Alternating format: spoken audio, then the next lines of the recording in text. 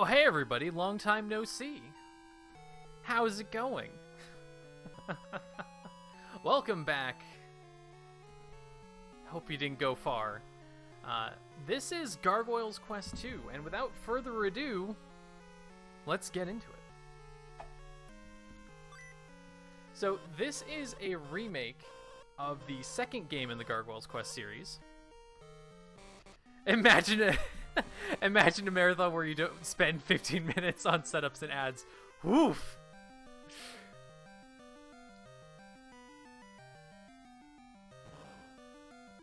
So this is Gargoyle's Quest 2. Now, it might look a little different from how you remember. This is the Game Boy remake of Gargoyle's Quest 2, which was originally on the Nintendo. Now, this is actually my favorite version of Gargoyle's Quest to run. I'm not as good at it as Gargoyle's Quest 1, but look at this. You have so much control over Firebrand. It's kinda ridiculous.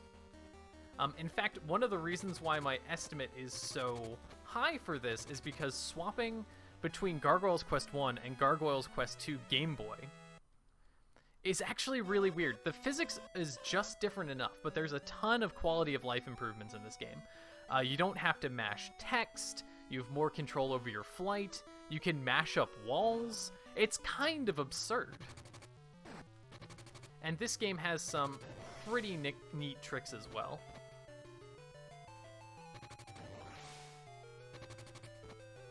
I also prefer this version of the game over the NES version because this game has no boss RNG and is generally less laggy. That's right, the Game Boy version of this game is less laggy than the original. It's honestly a very impressive port, and they even managed to slide in some extra levels.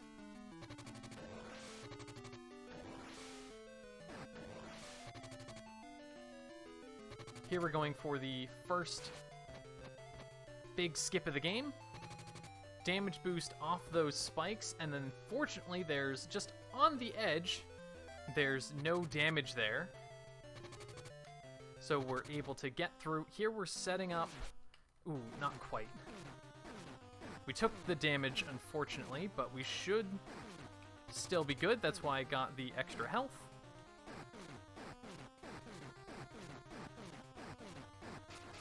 There we go. Okay, cut it a little close.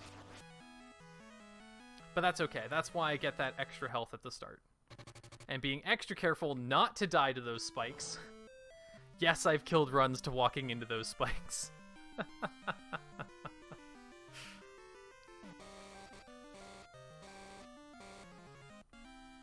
Now, back on the plot. This is actually the prequel of Gargoyle's Quest 1. This is the first instance of Brager attacking the Ghoul Realm. And we are in fact playing as the original Firebrand, the original Red Blaze that helped defeat Brager. Now, in terms of quality of life improvements, there's one fantastic thing that's missing from this game as opposed to Gargoyle's Quest 1. No random encounters!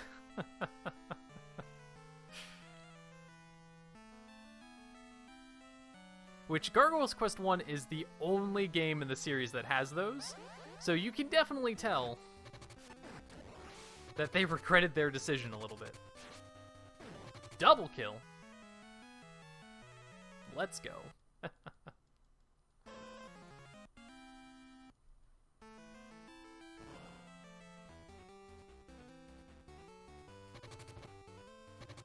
Some more transition levels, although I find the transition levels in this game to be much more interesting.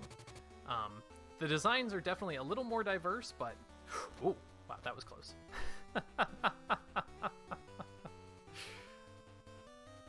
That was a little closer than that usually is. Now, we're going to be setting up for a death warp here. There's a lot of backtracking that we'll need to do, and fortunately, you keep all your progress after dying, so we can just warp right back here. And to answer the question in chat, no, there is no mashing on bosses in this game. In the first Gargoyles quest, bosses don't have iframes, so that means every single frame you can hit the attack button, and, well, technically every other frame, because you can't hold the button down. You can hit the attack button and they'll get damaged with each shot. In this game, they have iframes, so it's actually more precise, and you have to time your attacks, instead of just mashing and going to town. Yeah, exactly. This game is fantastic. I also kind of wish more people knew it existed. Here we're getting our first armor upgrade, and you can already see that the difficulty curve in Gargoyles Quest 2 is way more reasonable than Gargoyles Quest 1. Believe it or not, this is actually one of the hardest stages of the game. So, the ideal way to do this, I think we're still good. Okay.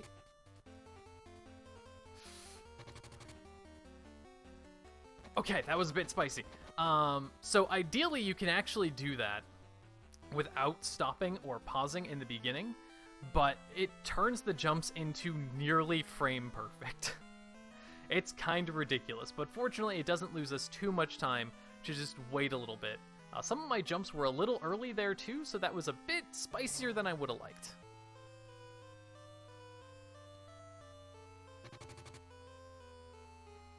Oh, whoops, I actually didn't need to wait there. That was my bad. So now I have to wait for this one so that the cycles line up for this. There we go. So this is the next big level, the jungle.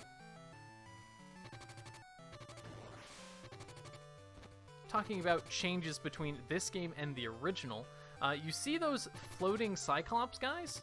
Those would spawn in... Oh, whoops. Need to be a little bit... Ooh, that's rough. Need to be a little bit higher.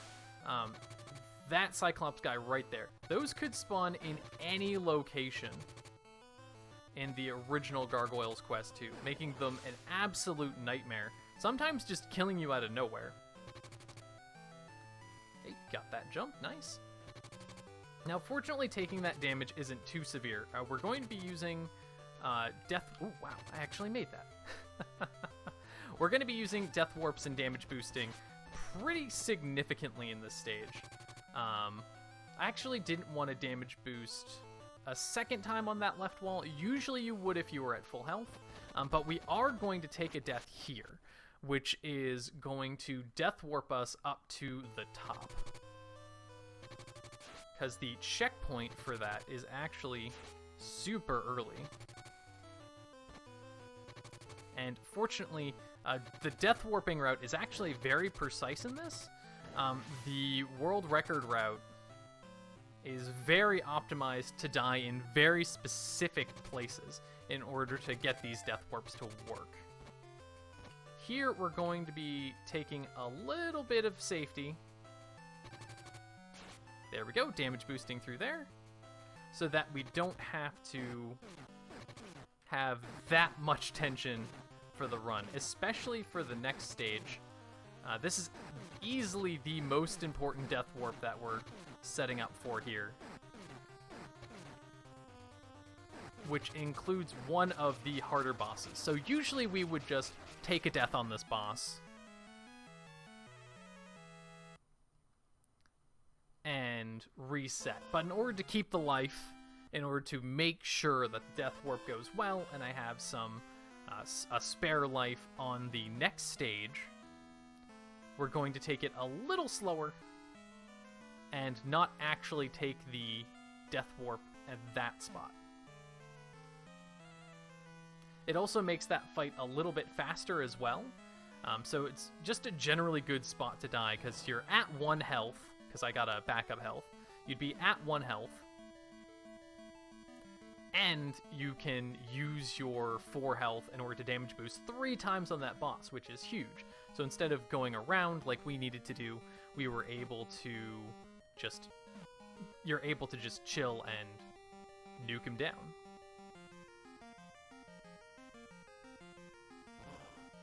Now this is our good friend Margarita from the last game. They actually fulfill a very similar role, where you get a large plot dump and them telling you about Brager and the evil armies and stuff. You want to make sure to talk to them a second time to get our wing upgrade. Now, bridge skip would technically be a thing in this game. Unfortunately, there's a rude boy blocking our way, preventing us from progressing unless we have this specific item. So, the funny thing about this check, and shout outs to Maidwalker, they did a lot of work on the passwords in this game, which, since we're ahead, I've got some fancy password stuff to show off at the end of the run. But that guy that we talked to right there is specifically looking for the Wings of the Fallen Angel, which is our current wing strength upgrade. Now, they're not looking to see if we have at least the wings of an angel, but that specific upgrade. So we can use passwords to actually load in at any point of the game with any amount of power-ups. And unfortunately, I kind of want to do a sort of new game plus category where you just went through with your max upgrades, but unfortunately that conversation dialogue makes it impossible. Now, we can get through that with, another password, but there's no way to do a one credit clear, so to speak.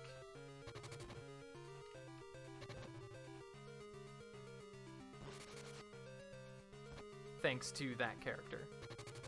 Now, this is the Sand Palace. Oh, yeah.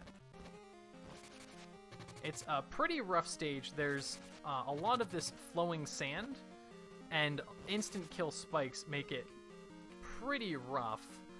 Unfortunate downside about this version of the game is, since it looks pretty similar to the NES version, there's unfortunately a lot of blind jumps that weren't in the original version. So it makes this stage kinda rough. But next up, Sand Frog. Pretty interesting boss. In this version of the game is fully manipulatable. Hopefully we get it. If I get the manipulation right and keep my distance working, we'll never see a whole attack. And we'll kill him right next to the door. Fantastic! That was an amazing boss. Basically perfect.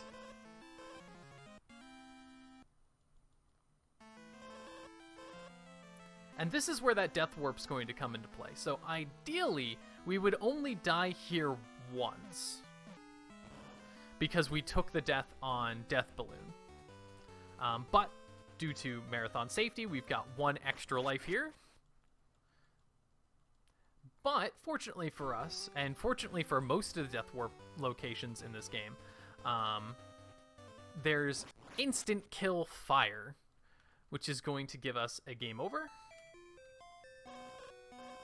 and send us right back here, which conveniently, we just picked up the Gremlin Stick once again. A lot of similar items and characters from the first game to this game. And we're going to use that Gremlin Stick, right? Don't talk to them, use them. The prompts are different between this game and Gargoyles Quest 1, so I generally tend to talk to people on accident. Especially if I haven't been grinding the game down. So we're going to use the Gremlin Stick again to restore that man's power, and he's going to reduce/remove some barriers that were set up earlier with what little power that he has. Plus, we're getting a new ability for the Gargoyles Quest series, the Tornado Shot. So the Tornado Shot's very interesting. It makes a temporary platform, but the Tornado Shots in this game actually behave a little differently than the Tornado Shots in the original Gargoyles Quest 2 or Demon's Crest. In the original Gargoyles Quest 2 and Demon's Crest, you're able to despawn the tornadoes in order to use them very rapidly for insanely rapid ascension and climbing through mid-air. And you can do this in both Demon's Crest and the original Gargoyles Quest 2. In this game, they actually changed the logic for how they work, sticking them around longer. So you need to be very, very careful and precise with how and where you place those tornadoes. Now we're taking a quick safety save here, so that we don't have to backtrack too far in case we die. The next major boss, well, not the next major boss. The next boss is actually not too bad. But one of the recent bosses, also best feature in the game, they get out of your way. The next boss right here is the fake king. So we just need to say, wait, you're not the king, no. Although more accurately, I think they tell you to give up on your quest. And if you refuse, they decide to attack you instead. Oof, this is why I took the safety save. My setup at the start was a bit off. So I'm just going to take this safe now. There we go, much better. So we're not going to have the safety save that we had. It's not going to be as good. We're not going to have a spare life anymore. But that's exactly why we do things like this. Yes, that's not the king. He's impersonating the king. We're actually going to find the king right now. The king's been stored away and hidden beyond this level here. And the main reason I get that safety save... He's not the king, he's a spooky, scary skeleton. This is also true. Shoot. Unfortunately, taking some damage here. This is precisely the reason why I picked up that safety save, is because this level is pretty rough. And the boss is known to kill quite a few of my runs. But we're finally seeing the... Actually, I should not have killed that dude. So because I killed that bee, I have to deal with that one right there. So unfortunate, I should have damage boosted through that, but didn't quite get there. And that's my morning alarm. Apologies.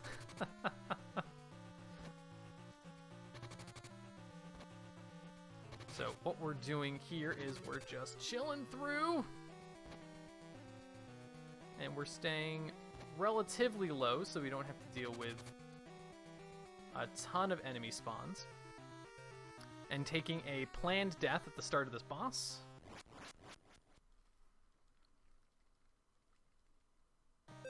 So now, hopefully we can get there.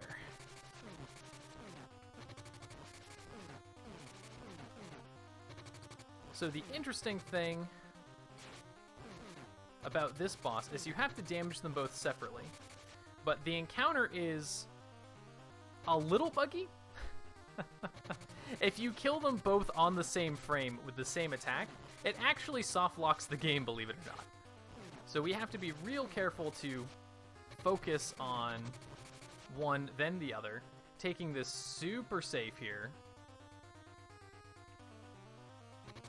Ideally, you would kill them within one tornado cycle, but they're giving me a bit of trouble right now.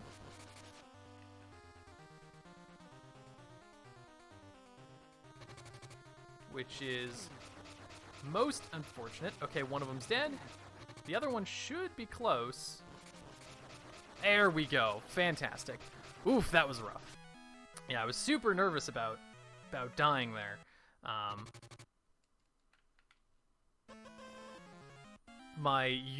I'm not in practice of my usual manipulations for that fight, so it didn't quite work out. Now this is the real king, and we are getting a power upgrade here. I can't remember exactly what we get, but I think it's a wing upgrade and a jump upgrade. And we need to talk to them a second time to unlock the exit.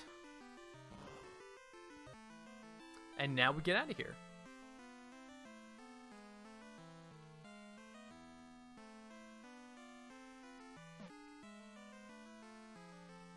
So this boss is actually pretty interesting. It's kind of tough, but he's fairly easy to manipulate.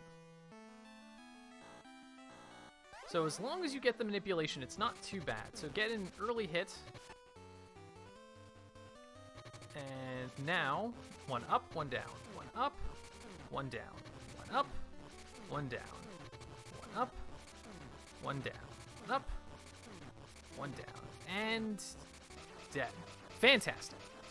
So you can lock him into throwing into that corner, which is pretty easy to avoid.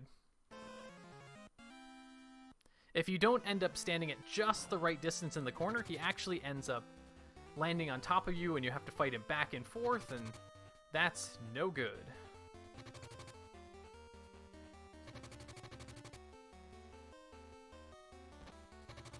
Up and up.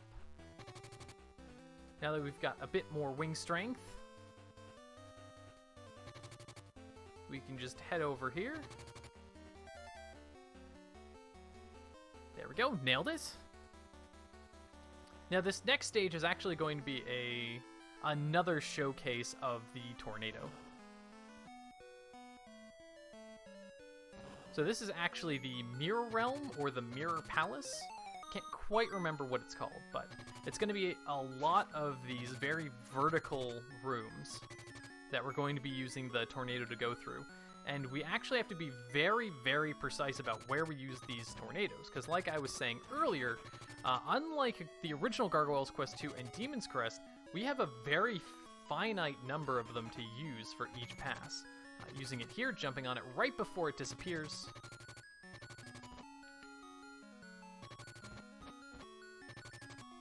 Ooh, that was close, but we're good. And then we need to slide all the way up here. Fantastic. Jump over the spoopy ghost. Now, usually we would double tornado there in order to get around and take a damage boost, but for safety, I'm gonna opt to not take that damage boost, because boy, does dying lose a lot of time, especially when we're setting up for stuff. There's my other morning alarm. Apologies.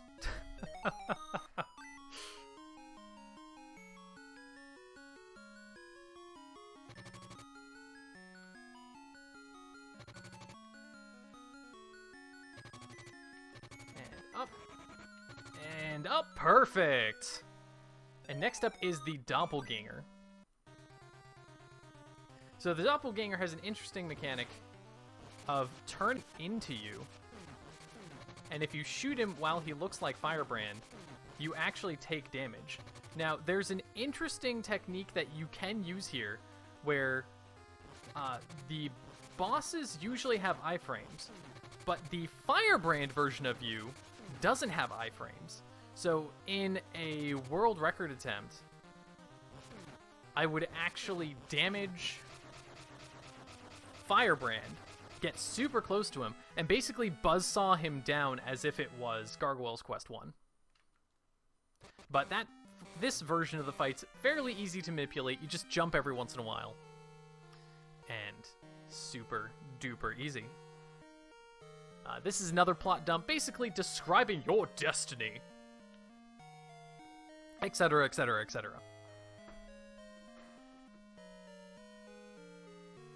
This is actually one of the few places that Japanese loses time over English, although there was never actually an official English release of this game. It's only came out in Japan. There is an English patch, though, within the last, fairly recent, within the last 4 or 5 years. Someone made a patch/ROM for an English translation of the Game Boy version of this game. So if you have the means, I'd say patch the game and check it out. So similar to the first game, although I never really talked about it, each of these entrances takes you a different place, and only one of them leads you to where you need to go. And again, we're still setting up for a death warp, so I gotta be real careful here. Going for a damage boost for just a little bit of vertical height, which allows us to not need to switch the tornado, which, similar to what I said in the first game, every time you have to switch is slow. It's not as slow in this game, but it's still pretty slow. And here we're meeting up with the king and queen. The queen, whose name I never remember, and Rushafel, who was one of the bosses from the first game, the second to last boss specifically. The queen, they each give you an upgrade. One of them gives you a jump upgrade, and one of them gives you a wing strength upgrade. The wings of the hippogriff, and a jump upgrade. I can never remember the names of the upgrades in this game, with the exception of wings of the hippogriff. I have no idea why that one stuck with me.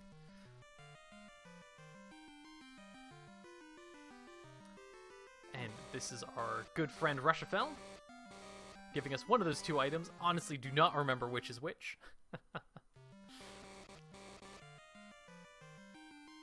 And let's get out of here. So now, finally, we're at 0 lives.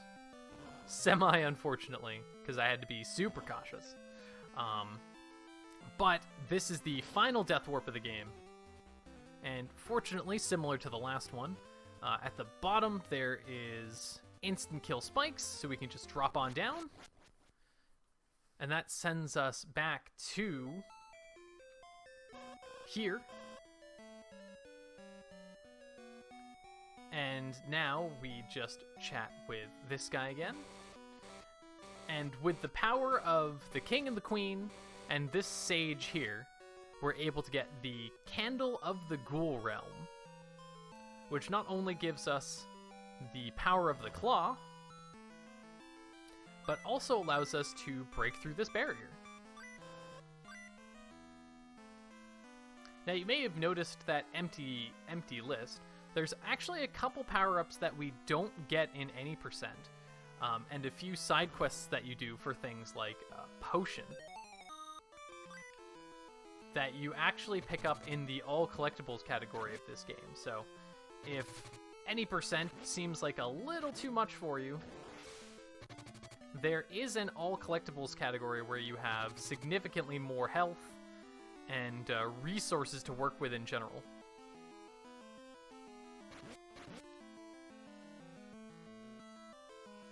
Heading down, whoop, that was close.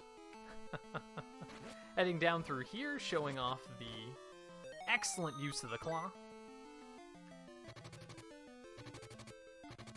as well as the tornado.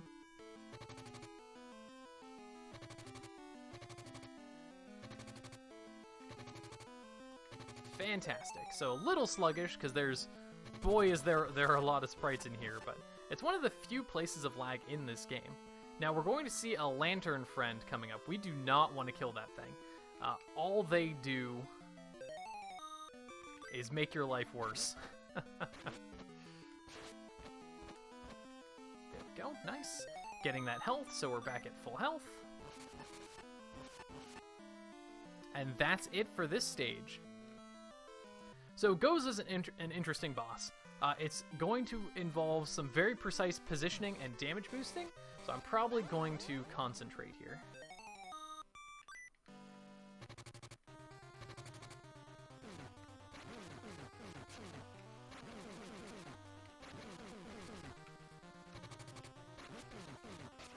Got him, okay. Whew.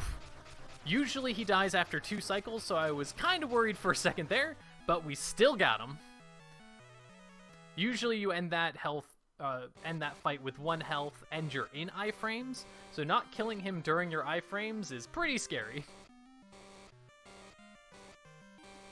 Similar to the last game, we're now having a conversation with our ancestors, and they're infusing us with power, so we're now at our maximum jump height. We've got our infinite wing strength left. We're almost at max life, except not quite at max life, because there's a couple health power-ups that we didn't pick up. Plus, there's actually a health upgrade in this level that we can use. So, we're going to damage boost off of that attack, allowing us to jump off of the instant kill spikes. And unfortunately, a lot of, unlike Gargoyles Quest 1, there's going to be a lot of weapon swaps that we can't really avoid. But it allows us to get some very interesting damage boosts. And that was unexpected. Well, the second one was unexpected. The first one was totally expected. And thanks to this spot right here, and that health upgrade, not just a health restore, you'll notice that we actually have more health than we did before.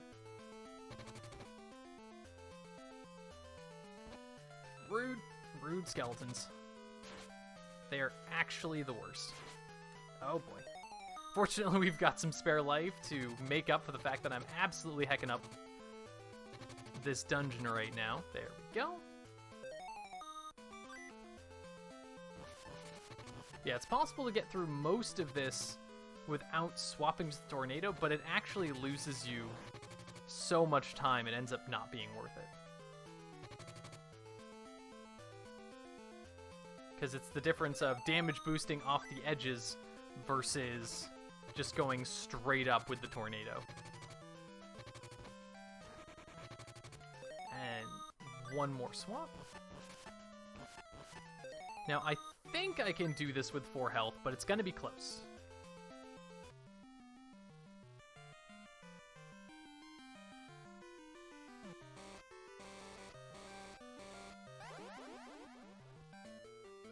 Oh, whoops.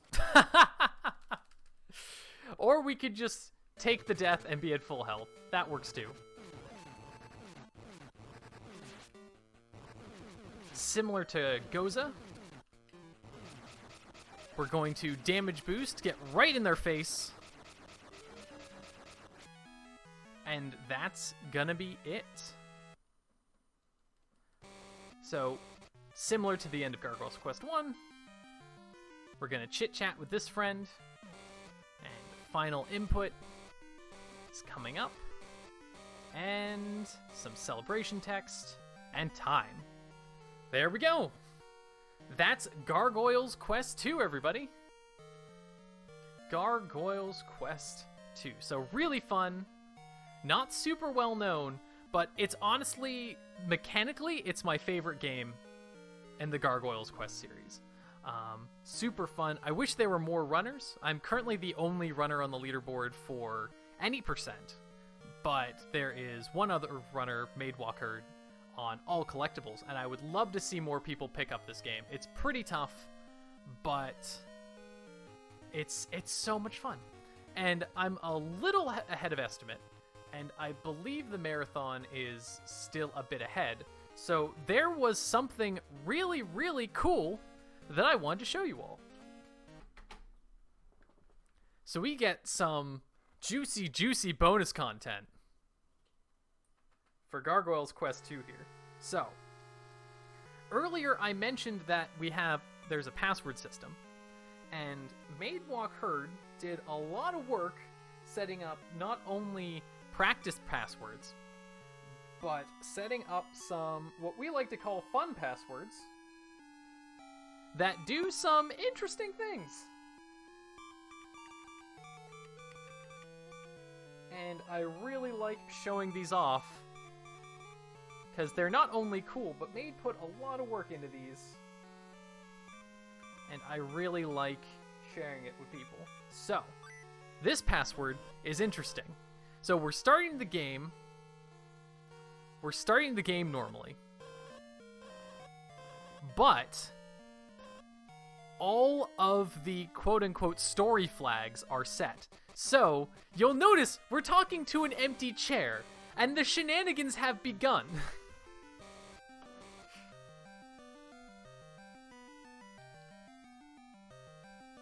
So, because all the story flags are set, we're loading into this original version of the first level, but this person's not blocking us, and the usual exit trigger isn't here. Now, what does this mean? Well, it means that we can just wander through, gotta find the opening, we can just wander through garbage data and find a random exit to a random place So I actually have no idea where we are.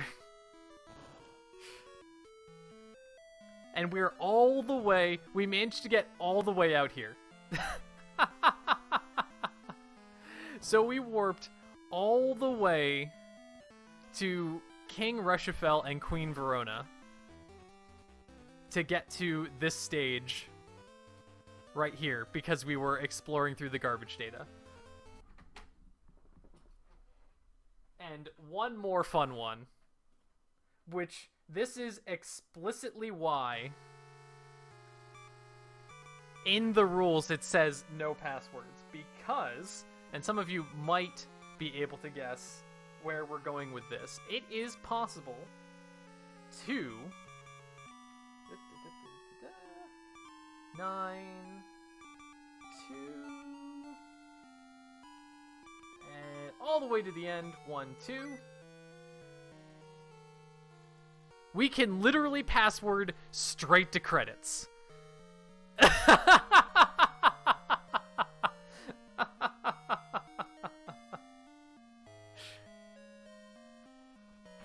Quality content.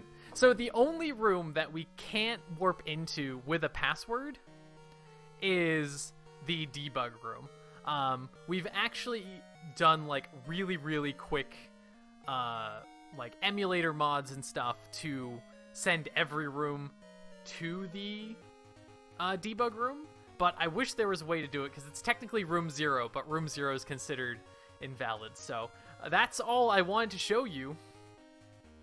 Thanks for having me for Gargoyles Quest 1 and Gargoyles Quest 2. It's been a lot of fun. The runs went pretty well. Came in under estimate both times, so that's good. And Gargoyles Quest 2 went way better than I was expecting it to, because I was super paranoid that I was going to lose like a ton of time. So, thank you all for watching. Enjoy the rest of the marathon.